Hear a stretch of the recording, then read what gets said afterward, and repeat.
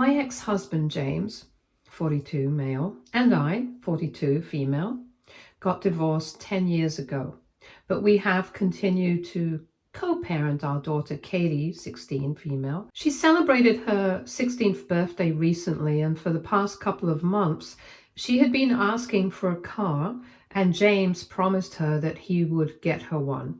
She had already been learning how to drive my car, and she was reasonably good, so she was ready.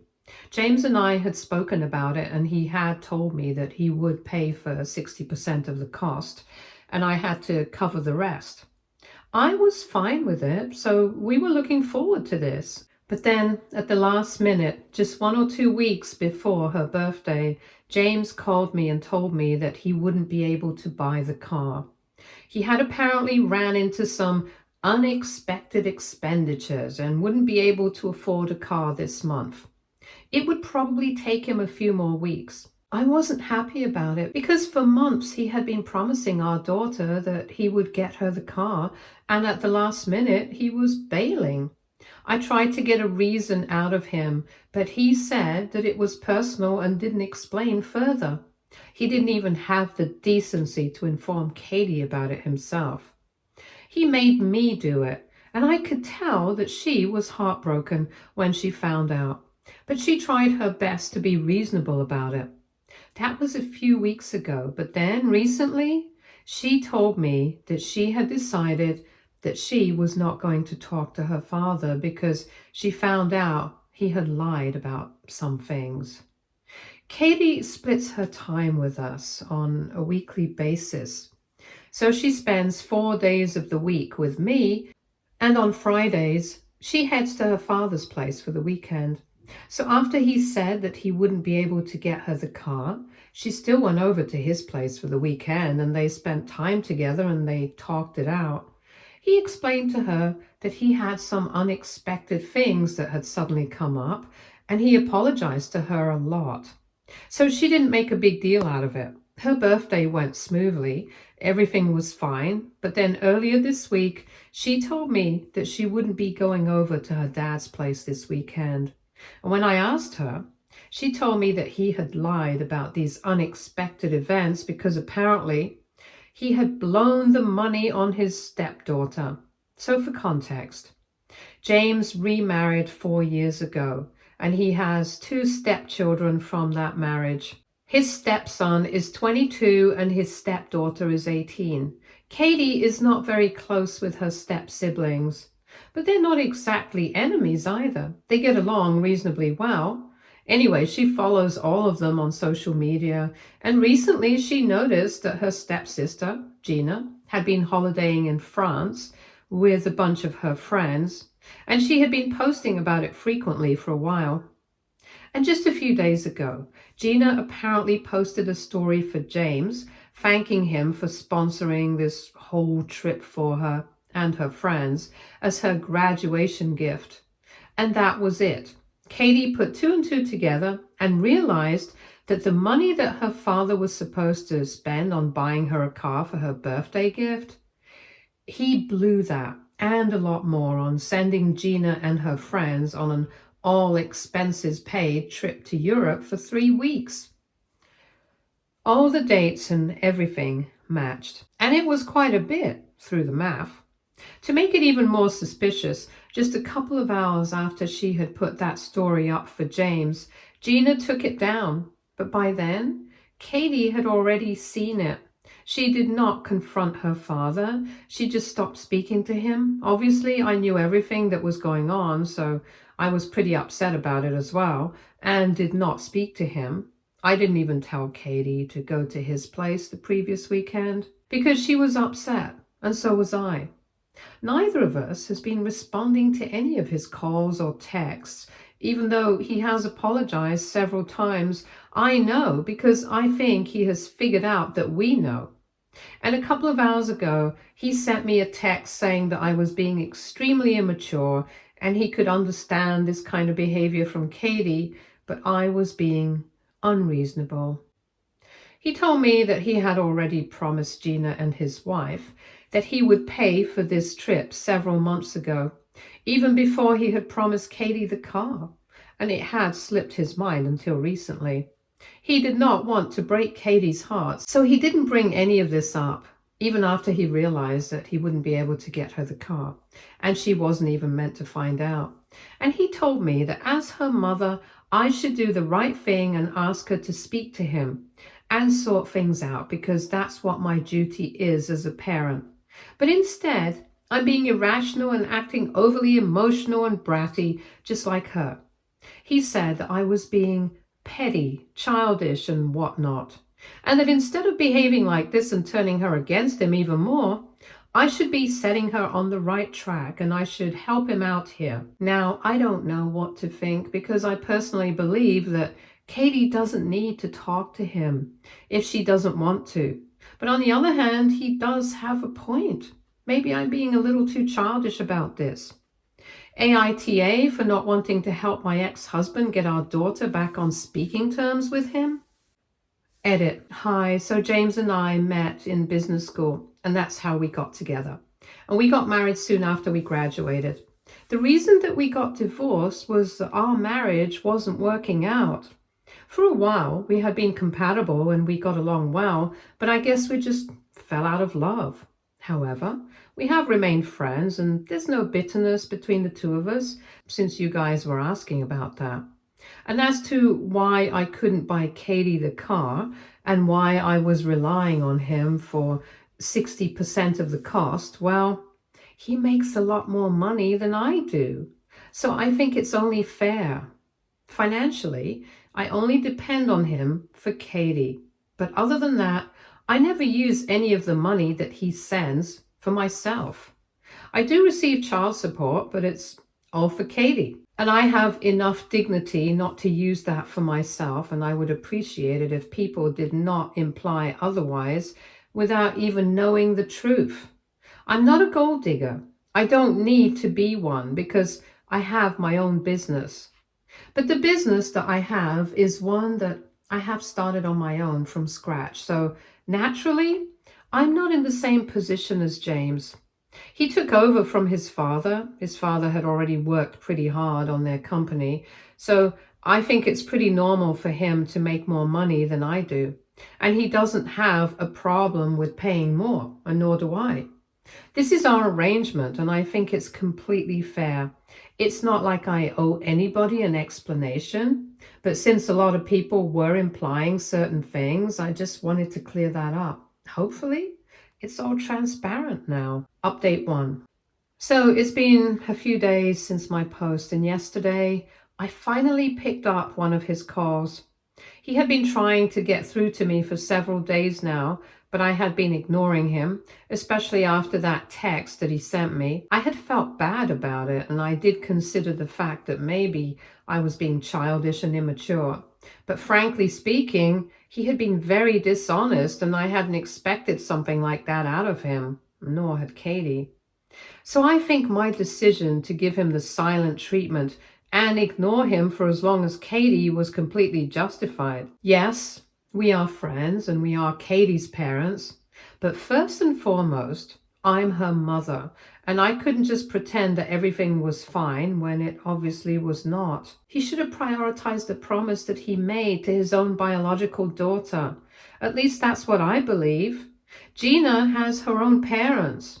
She has her mom, she has her dad, and they could have handled the expenses of the vacation, and he could have contributed to it. But there was no reason for him to have gone out of his way and to say that he was going to take on the entire cost of the trip, knowing that his own daughter was counting on him as well. So what he did was just not right. And even if I overlooked that, there was still the fact that he lied about all of it, not just to me, but also to Katie, and that was obviously not right. So if he thought I was being childish and immature for siding with Katie on this, so be it. I didn't care, so I didn't respond. But today, I thought that I better talk to him because it was not as if we could solve the problem by avoiding each other. So I answered the phone call, and he immediately started yelling at me, saying that I was acting crazy and that it was just a small mistake that he had made. And we couldn't just pretend like he was the bad guy after everything that he had done for this family. He started going off about how he had always tried to be a good father, always tried to be there for Katie, to balance his life with his new family, and at the same time, give Katie the importance that she deserves. And at the end of it, the least that he could ask for was that we could at least talk to him and try to sort things out with him instead of icing him out. After he was done yelling at me, I told him very politely that whatever he wanted to say, he had to say to Katie, because at the end of the day, it was she that he needed to apologize to. I couldn't do anything about the situation right now. And if she chose not to forgive him, and if she chose not to talk to him right now, that was completely fair as well, because it was not just one mistake he made.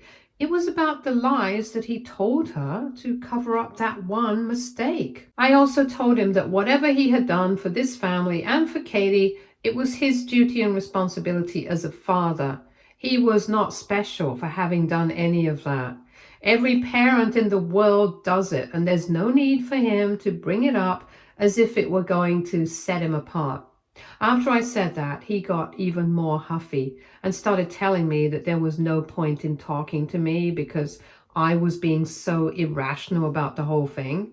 And then he told me that Katie was being entitled, and that as her mother, I should be setting her straight instead of encouraging her behavior.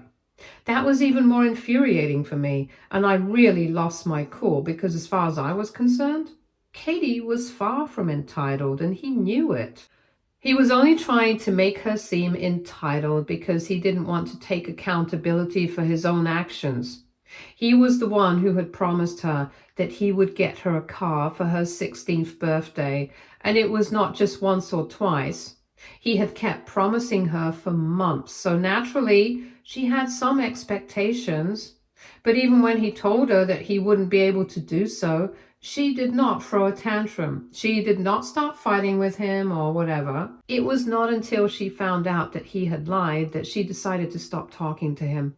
So if he really thought that it was about the car, then he was being obtuse on purpose.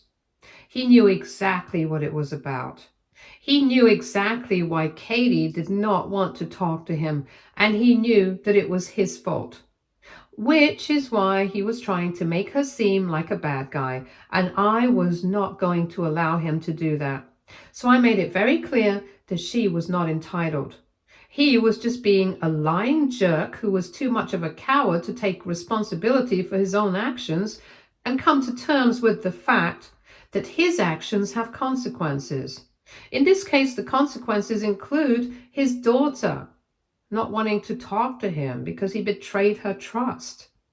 I don't see anything wrong with that. And if he really wants to make it up to her, then he should try and talk to her instead of yelling at me, because that's not going to get him anywhere. After saying that, I hung up on him and I muted all the notifications from him because I really didn't want anything to do with him at the moment. He had really annoyed me, and I was determined not to help him out with Katie. Whatever he had done, he had to sort it out himself. This was his mess, not mine. Anyway, once I got home from work, Katie told me that a couple of minutes after the phone call with me, James had called her as well, but she was in school, so she couldn't answer. And as is, she had been ignoring him ever since she found out about the trip. So it wouldn't even have made a difference if she could answer the phone call, because she wouldn't have. She had not even opened any of his text messages for the last few days. But today her phone started buzzing incessantly while she was coming back home, so she decided to finally check if it was her dad texting her, and it was. Earlier, his texts had been all spaced out, but today he started spamming her, so she had to check. She thought that he would be apologizing, but he was pretty upset, and he was actually blaming her for all of this. I don't understand how he had the audacity to do all of that, even after having that conversation with me. But I had made it perfectly clear that he was the one at fault here, not her. And by the time Katie got home, she had read all the messages that her father had sent her, and she was really upset. Like I said, he had pinned the entire blame of the situation on her, saying that she was being too entitled, which is crazy because it was right after the conversation that we had. And the only reason he had said it to her on text was because she had not picked up the phone call. Otherwise, he would have said it to her on the phone, and that would have been even worse. I don't even know how he's trying to make this seem like it was her fault, knowing what he did. With every passing second, he's coming off as a lot more selfish than I had initially believed him to be. And it's just really sad. To be honest, after this, if Katie decides that she's not going to talk to her father anymore, then I'm completely fine with that as well. After all, she's almost an adult. She's 16, and she can totally make her own decisions. If she doesn't want to talk to him, nobody can force her to. And I'm definitely not going to try and sort things out. As of now, I have no idea what she's going to do. She's very upset with her father, and she has actually blocked him everywhere, so he cannot reach out to her anymore. In a couple of days, she's supposed to go stay with him for the weekend. But she has said that she doesn't want to, and I understand. Given the current circumstances, I wouldn't even expect her to. I've told her that I'm fine with it, but I'm pretty sure that James will not be. And he will definitely show up to try and talk to her. If he cares, that is, because right now I'm not sure if he does or not. The way he's behaving, it seems like he's completely fine with jeopardizing his relationship with his daughter, so I don't know what to expect from him anymore. The only thing I can say is, I just really feel bad about whatever's going on. I wish there were a way I could solve everything, but there is not. Since this is between James and Katie, I guess the most that I can do is just be there for my daughter and be supportive of her, that's all. Other than that, I can only keep my fingers crossed and hope for the best. And I do hope that James comes to his senses and apologizes to Katie if he values his relationship with his daughter. But anyway, let's see what happens. Update 2. Hey, so like I had said in my previous post, James showed up today since Katie did not go to his place. And because she had blocked him, he couldn't contact her, so the only option was for him to show up. When I opened the door and let him in, it was pretty evident that he had a bit of an attitude and he was acting very cold with me. It really annoyed me because this is my house.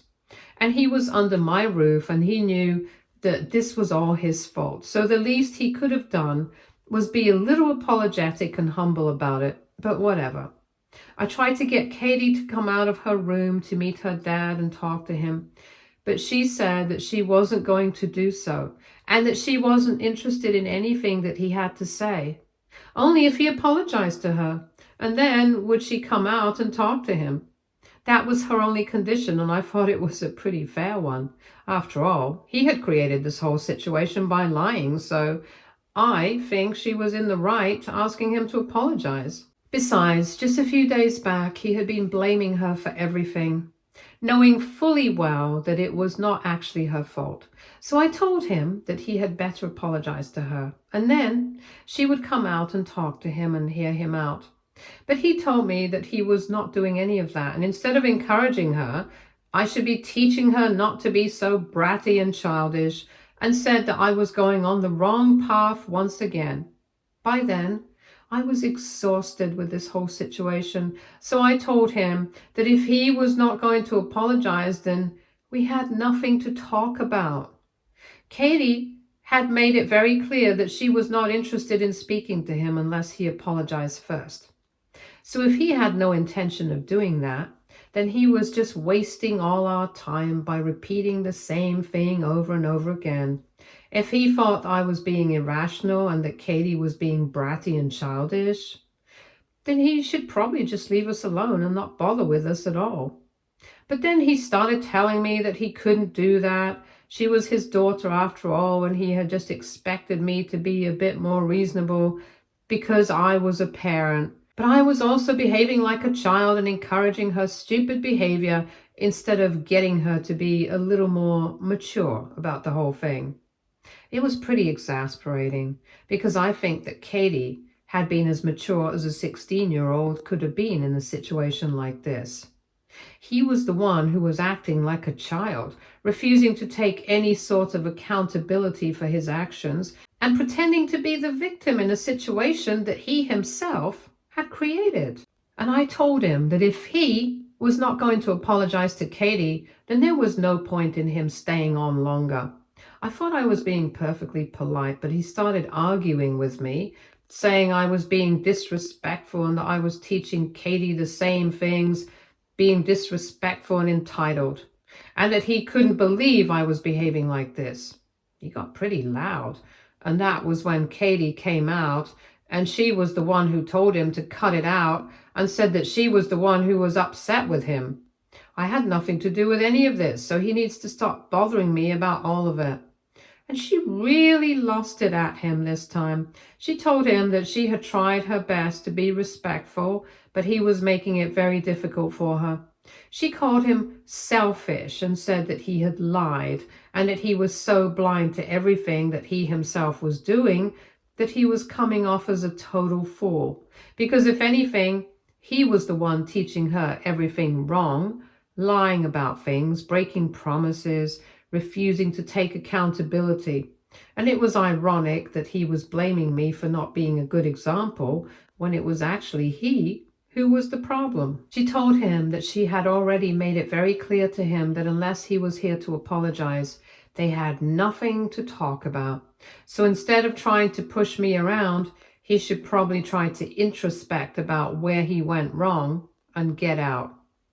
When she told him to get out, he started yelling at her, saying that she had no right to speak to him like that, especially considering the fact that he was her father, and they got into a pretty nasty fight after that. Under normal circumstances, Katie is a pretty soft-spoken girl, and I've hardly ever seen her angry like this. And even when she does get mad, she doesn't yell at people like that. But I guess today she was just really upset, and she couldn't help herself. In the end, things got to a point where I could barely even make out who exactly was screaming at the other. Both of them were so loud. And at the risk of the neighbors complaining about this, I decided to break the fight up, and I told James to just go home because he was just making everything worse. For a while, he said no and refused to go away and said that he was going to sort things out with Katie and he was not going to be treated like this. But then I told him that I would call the cops if he didn't leave, and he seemed a bit scandalized at that, but eventually he did go away. After he left Katie, I sat down and had a long chat together. She told me that she was very upset about the way her father was treating her, especially considering the fact that so far they had always had a very good relationship. So all of a sudden, she doesn't know what has gotten into him, and she feels like she's not a priority for him anymore, which is very hurtful. And I totally get that. It really feels like he doesn't care for her anymore, because if he did, he wouldn't be behaving like this. Even today, he did not come here with the intention of solving the problem. He did not come here to sort things out with her. He just came here to get an apology out of her, or maybe just to pick a fight. At this point, I have no idea why he actually showed up. Maybe he just came here so he could say that at least he bothered to show up and the rest was our fault. But whatever his reason was, nothing ended up getting sorted out, and I'm sorry to say this, but it was his own fault. As a parent, I obviously want Katie to be happy, and I know that she's not happy about this fight that's been going on with her father. And it's so annoying for me because I know that James is being so pig-headed and stubborn right now, and it's insane that he can't even see it. I don't know what to say to him. I've tried every way to get him to realize that what he's doing is screwing up his own relationship with his daughter, but it seems like his priorities are elsewhere right now. Anyway, Katie spoke her heart out to me, and in the end, she ended up crying because she really didn't like fighting with people, especially us. So I comforted her to the best of my abilities, but that was really all that I could do. I feel bad, but, well, there's not much that I can do about this problem right now. It's between father and daughter, and I just hope and pray that the father comes to his senses soon enough. Because otherwise, I'm pretty sure that given the way things are going at the moment, Katie might decide not to talk to him at all. So, for his own good, I hope that he sorts things out soon. Update 3. Hi, so it's been 2 weeks since my last update, and for the past 2 weeks, Katie has been ignoring her father, and they have had absolutely no contact. I haven't had any contact with James either because we mostly just spoke about Katie. And since they're not on talking terms right now, we didn't have anything to discuss. But today he showed up once again, and this time everything was significantly different about him. He was much more polite and subdued. And when I told him that I was not going to let him into the house if he did not tell me that he was able to apologize, he told me that that was exactly what he was here to do. But before that, he apologized to me as well and told me that he had been wrong about everything and that he was just being stubborn because he did not want to acknowledge the fact that he had been wrong. He told me that the only reason he had been trying to pretend as if he was the victim and everything else was everybody else's fault was because he was not ready to accept the fact that he had screwed up. He admitted he had lied, and then he tried to cover it up. And then he had made everything so difficult for both of us by trying to be the victim when he was actually not. And for a while, he had tried to convince himself that he was doing the right thing, but he wasn't. And he didn't want to lose his relationship with Katie because of this. After he was done with his little speech and his apology to me, I decided to tell Katie that he was here to apologize, and finally they decided to talk it out. He acknowledged his mistakes, he apologized for all of it, and said that he really wants to make it up to her. He actually said that he was going to buy her the car that he had promised, but Katie said she would like to wait it out for a couple of weeks because she was not yet ready to forgive him altogether. Had this apology come earlier, she would have forgiven him readily, but the fact that he had lied and then gone to the extent of covering up and gaslighting all of us into believing that we were the bad guys really hurt her. So now she needed some time to process everything, and only then would she be able to forgive him. I thought that he would be mad about it, but surprisingly, he was very understanding, and he said that he totally agrees. But whenever she's ready, he would love to make it up to her. In the end, they did hug it out, and I was happy that at least things are getting better. I'm glad he realized that he had screwed up and tried to make it better, and I hope this doesn't ever happen again because it was pretty stressful for all of us. Stay tuned for more stories from Argo Relationships.